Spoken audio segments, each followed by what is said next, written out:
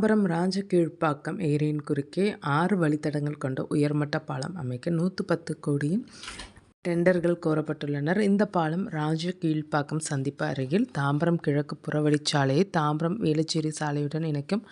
ஆனால் தாம்பரம் வேளச்சேரி கிண்டி மெட்ரோ வடிவமைப்பு கருத்தில் கொள்ளப்பட்டதா என்ற சந்தேகம் தற்போது உள்ளது.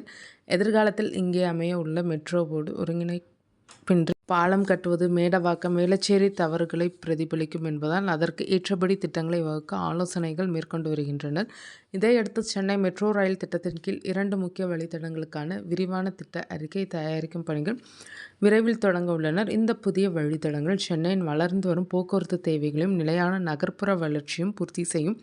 இந்த மாத தொடக்கத்தில் சென்னை மெட்ரோ ரயில் நிறுவனம் 2 டிபிஆர் பணிகளுக்கான ஆலோசனை ஒப்பந்தங்களை இறுதி செய்துள்ளது. இதில் கலங்கரை விளக்கம் முதல் உயர்நீதிமன்றம் வரையிலான 4வது வழித்தட நீட்டிப்பு மற்றும் தாம்பரம் கிண்டி வேளச்சேரி வழித்தடம் ஆகியவை அடங்கும். இந்த டிபிஆர் அறிக்கைகள் வழித்தட தேர்வுகள், பயணிகள் போக்குவரத்து திறன், பலமுனை போக்குவரத்து ஒருங்கிணைப்பு மற்றும் தொழில்நுட்ப சாத்தியக்கூறுகளை மதிப்பிடும். இதன் மூலம் எதிர்கால திட்ட அமலாக்கத்திற்கான தகவலறிந்த முடிவுகள் எடுக்கப்படும். 4வது வழித்தட நீட்டிப்பு கலங்கரை விளக்கம் முதல் உயர்நீதிமன்றம் வரை சுமார் 7 கிலோமீட்டர் நீளம் கொண்ட இந்த நீட்டிப்பு மெரினா கடற்கரை மற்றும் தலைமைச் செயலக பகுதிக்கு மெட்ரோ இணைப்பை மேம்படுத்தும் நோக்கத்துடன் திட்டமிடப்பட்டுள்ளது. இது தினசரி பயணிகளுக்கும் சுற்றுலா பயணிகளுக்கும் சிறந்த அணுகலை வழங்கி நகர்ப்புற போக்குவரத்தை மேம்படுத்தும். சுமார் 21 கிலோமீட்டர் நீளம் கொண்ட இந்த வழித்தடம் தாம்பரம், மேடவாக்கம், பள்ளிக்கரணை, வேளச்சேரி போன்ற புறநகர் பகுதியில் சிஎம்ஆர்எல்லின் 1வது வழித்தடத்தில் உள்ள கிண்டி மெட்ரோ நிலையத்துடன் இணைக்கும். இந்த வழித்தடம் தாம்பரம், மேடவாக்கம், வேளச்சேரி மற்றும் கிண்டி ஆகிய இடங்களில் பலமுனை போக்குவரத்து ஒருங்கிணைப்பு எளிதாக்கும்.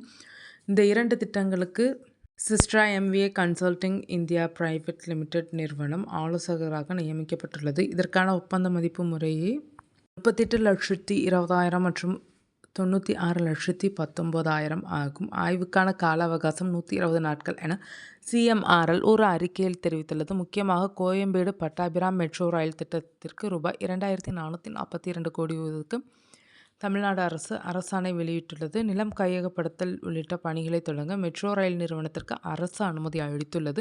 கோயம்பேடு முதல் பட்டாபிராம் வரை 21.76 கிலோமீட்டர் தூரத்திற்கு இந்த புதிய வழித்தடம் அமைய உள்ளது. இந்த வழித்தடம் கோயம்பேடு, ஆவடி மற்றும் பட்டாபிராம் ஆகிய முக்கிய பகுதிகளை இணைக்கும். இந்த மாத தொடக்கத்தில் சென்னை மெட்ரோ ரயில் நிறுவனம் ஊபருடன் இணைந்து ஊபர் செயலி மூலம் டிக்கெட் சேவைகளை வழங்கியுள்ளது. Open network for digital commerce உடன் இணைந்து இந்த சேவை தொடங்கப்பட்டுள்ளது. இனி சென்னையில் உள்ள ஊபர் பயனர்கள் தங்களது மெட்ரோ பயணங்களை திட்டமிடுவதுடன் கியூஆர் அடிப்படையிலான டிக்கெட்டுகளை வாங்கலாம். மேலும் நிகழ்நேர போக்குவரத்து தகவல்களையும் ஊபர் செயலி வழியாக பெறலாம்.